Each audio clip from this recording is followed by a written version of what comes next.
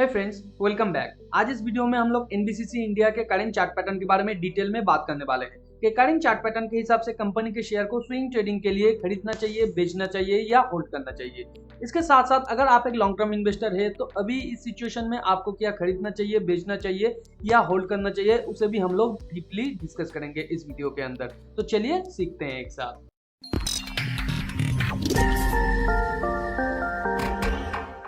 तो फर्स्ट हम लोग कंपनी के चार्ट पैटर्न को समझने की कोशिश करते हैं। ये वनडे का चार्ट है कंपनी का। वनडे के चार्ट में यहाँ पे आप देख सकते हैं 2018 में कंपनी ने एक बेयर वेज स्टार्ट किया था, जहाँ पे 1 स्पाइक, 2 स्पाइक, 3 स्पाइक के साथ ये 2019 के आसपास आके अपना वेज को कंप्लीट किया। उसके बाद यहाँ पे एक बेयर फ्लैग के थ्रू ये कंसोलिडेट कर रहा था और जनरली एक बेयर फ्लैग नीचे की तरफ और एक बुल फ्लैग ऊपर की तरफ ब्रेकआउट करता है। तो वैसे ही इसने ब्रेकआउट किया और उसके बाद ये नीचे आके यहाँ पे भी एक बेयर फ्लैग को क्रिएट किया। इसके बाद भी इसने ब्रेकआउट नीचे की तरफ भी किया और यहाँ पे भी ये एक बेयर फ्लैग क्रिएट कर रहा था। और यहाँ पे ये पूरा बेयर फ्लैग के दौरान यहाँ पे भी एक बिग साइज का वेज क्रिएट किया था, जहाँ पे ये था 1 स्पाइक, ये था 2 स्पाइक और ये था 3 स्पाइक। और जनरली 3 स्पाइक के बाद कोई बेयर वेज का या बुल वेज का ट्रेंड खत्म हो जाता है, या कभी कभी अगर आप एक स्पाइक एंड चैनल का भी फॉर्मेशन देखते हैं तो स्पाइक के बाद और 2 स्पाइक होता है उसके अंदर, या चैनल के फॉर्मेशन में 2 स्पाइक होता है, उसके बाद वो ट्रेंड खत्म हो जाता है। तो यहाँ पे बेयर वेज खत्म हो गया। उसके बाद यहाँ पे भी एक बुल फ्लैग का पैटर्न बन रहा था, जहाँ पे ये 3 स्पाइक के बाद खत्म कर दिया और थोड़ा सा इसने पुल बैक किया। फिर ये फिर से ऊपर जाने की कोशिश किया है। हालांकि ये पूरा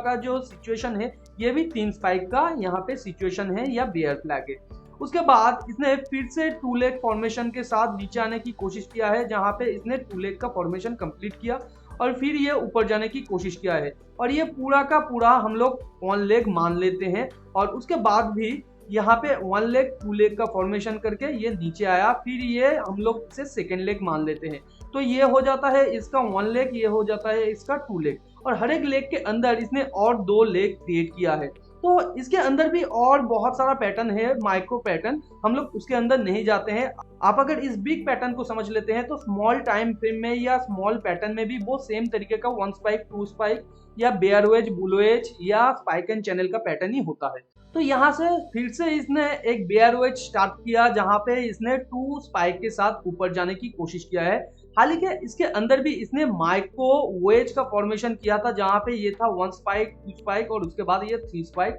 और यहाँ पे आके इसने वेज को कंप्लीट किया और वेज को ब्रेकआउट करने के बाद फिर ये नीचे आने की कोशिश किया था, मगर ये ज्यादा नीचे नहीं आ पाया। फिर यहाँ पे एक हायर बॉटम के साथ ये ऊपर जाने की कोशिश किया है और यहाँ पे भी ये छोटा सा पुल बैक करके फिर ऊपर जाने की कोशिश किया है। मगर ये जो पूरा का पूरा बिग पैटर्न है, यहाँ पे आप देखेंगे तो after completing the bear wedge यहाँ पे इसने एक बिग साइज का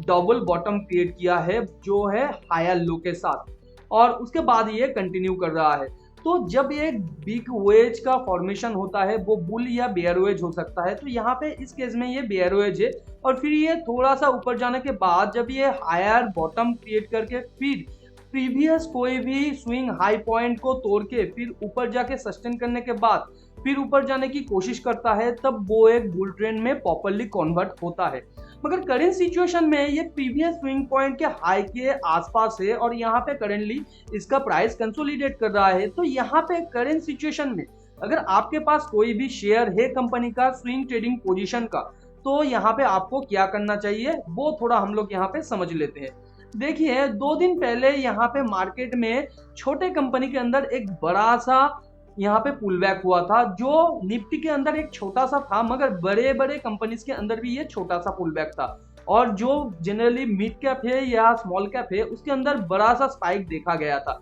तो एनबीसीसी एक मिड कैप कंपनी है, तो जिसके अंदर आप देख सकते हैं मोर देन 10% के आसपास इसका स्पाइक हुआ था। और यहाँ पे इसने फर्स्ट टाइम अपने 20 EMA को कंप्लीट करके फिर ऊपर जाके यहाँ पे प्रीवियस हाई पॉइंट के आसपास आके फिर ये बैक करने की कोशिश कर रहा है, या ऊपर एक बिग ट्रेल यहाँ पे क्रिएट कर रहा है। तो यहाँ पे इससे थोड़ा पहले की सिचुएशन हम लोग देख लेते हैं। यहाँ पे प्रीवियस स्विंग पॉइंट को इसने तोड़ा है या ब्रेकआउट किया है, उसके बाद ये 2 लेग फॉर्मेशन के साथ नीचे आया था और यहाँ पे ये ज्यादा नीचे नहीं गिरा, एक स्पाइक एंड चैनल के टॉप के आसपास से ये फिर से ऊपर जाने की कोशिश किया है और इसे हम लोग एक बुल फ्लैग कहेंगे। तो बुल फ्लैग से जनरली जब ऊपर जाता है तब उसका ट्रेंड एक अच्छा खासा होता है, या नीचे का जितना भी इसका मूवमेंट है ऊपर उतना का मूवमेंट ये जरूर करने की कोशिश करता है। और ये जो ऊपर गया था ये यहाँ पे चैनल के थ्रू ऊपर गया था, तो जनरली यहाँ पे इसने चैनल को ब्रेक किया है और यहाँ पे मल्टीपल बिग कैंडल के साथ इसने ब्रेक किया है। और अगर कोई अचानक बिग कैंडल एक ट्रेंड के बाद क्रिएट होता है तो उसे हम लोग एक एग्जॉशन बार कहते हैं। और जनरली एक एग्जॉशन बार के बाद एक छोटा सा पुल बैक, या अगर वो एक मेजर ट्रेंड के बाद आता है तो वहां पे एक मेजर पुल बैक रहता है जिसके अंदर 2 लेग पुल बैक का फॉर्मेशन और मिनिमम 10 कैंडल का वहां पे फॉर्मेशन होता है। तो यहाँ पे आप देख सकते हैं यहाँ पे इसका एग्जॉशन बार था, फिर ये थोड़ा सा पुल बैक किया, यहाँ पे भी इसका एग्जॉशन बार था, उसके बाद भी इसने पुल बैक किया। यहाँ पे भी आप सेम सिचुएशन देख सकते हैं और यहाँ पे भी आप सेम सिचुएशन देख सकते हैं। मगर यहाँ पे आप कहेंगे तो यहाँ पे भी तो बिग बार है, यहाँ पे क्यों नहीं हुआ? मगर मैंने अभी आपको कहा है एक ट्रेंड खत्म होने के बाद जब वो बिग कैंडल क्रिएट करता है और वो पिछले कई कैंडल से बहुत बड़ा होता है तो वहां पे जनरली एग्जॉशन होता है। मगर कोई भी एक सपोर्ट से जब वो आता है एक बिग कैंडल तो वो एक ट्रेंड की शुरुआत होता है। तो यहाँ पे जनरली एक ट्रेंड की शुरुआत हुआ था और इस बिग कैंडल के बाद भी यहाँ पे एग्जॉशन हुआ था। तो यहाँ पे 3 कैंडल का एग्जॉशन हम लोगों को दिखाई दे रहा है जहां पे इसने पिछले टाइम ही अपने टॉप को टच किया या टॉप क्रिएट किया है,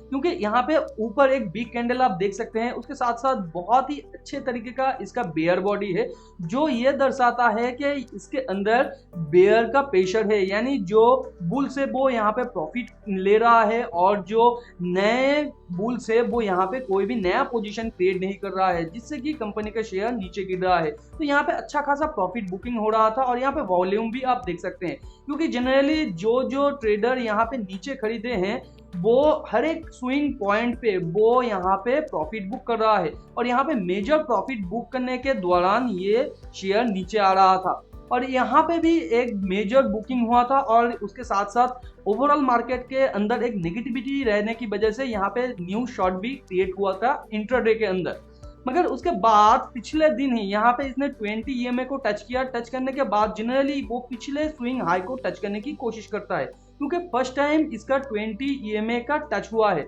और जब भी कोई EMA फर्स्ट टाइम टच होता है तो मोर देन 80% केसेस में वो पिछले स्विंग हाई को जरूर टच करने की कोशिश करता है। तो ये इसका फर्स्ट टच था, क्योंकि यहाँ पे ट्रेंड के स्टार्ट होने के बाद से आप देख सकते हैं यहाँ पे कोई भी 20 EMA को इसने टच नहीं किया है। तो ये इसका फर्स्ट टच है और ये अपने प्रीवियस स्विंग हाई के आसपास आके यहाँ पे लोअर हाई के साथ इसने यहाँ पे नीचे आने की कोशिश किया है और यहाँ पे भी आप देख सकते हैं बिग टेल है जो ये दर्शाता है कि इसके अंदर काफी अच्छे तरीके से यहाँ पे प्रॉफिट बुकिंग हुआ है। तो अगर आपके पास करेंटली शेयर है तो यहाँ पे आपको क्या करना चाहिए? सिंपली अगर आपके पास स्विंग ट्रेडिंग का शेयर है तो यहाँ पे आपको थोड़ा सा प्रॉफिट तो ले लेना चाहिए, यानी कि 80% के आसपास आपका प्रॉफिट यहाँ पे बुक कर लेना चाहिए। और अगर आप चाहें तो 100% भी यहाँ पे बुक कर सकते हैं, क्योंकि बहुत ही अच्छा खासा यहाँ पे वॉल्यूम आ रहा है, तो ये बुकिंग का वॉल्यूम भी है और नए शॉर्ट का भी वॉल्यूम हो सकता है। मगर यहाँ से अगर आप एग्जिट कर देते हैं और नेक्स्ट डे कंपनी का शेयर ऊपर चला जाता है तो आपके लिए कोई कंसर्न नहीं होना चाहिए, क्योंकि इस तरीके का फॉर्मेशन के बाद जनरली यहाँ पे एक कंसोलिडेशन का फेज आता है या उसके साथ साथ वो नीचे भी आ सकता है कंपनी का शेयर। और अगर अचानक कोई एक अच्छा खासा प्रेशर आता है बाइंग का तो इसका शेयर फर्दर ऊपर जा सकता है। तो यहाँ पे अगर आप बेच देते हैं उसके बाद भी इसका शेयर ऊपर जाता है, आपको यहाँ पे अफसोस नहीं करना है। और अगर आप यहाँ पे नया पोजीशन क्रिएट करना चाहते हैं स्विंग ट्रेडिंग का तो अभी के लिए यहाँ पे कोई नया पोजीशन नहीं है। कंपनी के शेयर को थोड़ा सा यहाँ पे पुल बैक और करने दीजिए और नीचे आने दीजिए और उसके बाद जब ये अच्छे तरीके से यहाँ पे किसी भी सपोर्ट पॉइंट से टच करके फिर ऊपर जाने की कोशिश करेगा और लगातार 2-3 बुल कैंडल क्रिएट करेगा और उसके बाद छोटा सा पुल बैक लेके फिर जब वो एग्जिस्टिंग ट्रेंड के अंदर जाने की कोशिश करेगा तब आपके लिए होगा आइडियल यहाँ पे स्विंग पोजीशन। और अगर यहाँ पे ये कंटिन्यूअसली यहाँ पे स्विंग करता है और फिर अचानक ऊपर एक ब्रेकआउट करके फिर ऊपर जाने की कोशिश करता है तो तब जब ये ब्रेकआउट के बाद फिर पुल बैक करेगा और उसके बाद फिर ऊपर जाने की कोशिश करेगा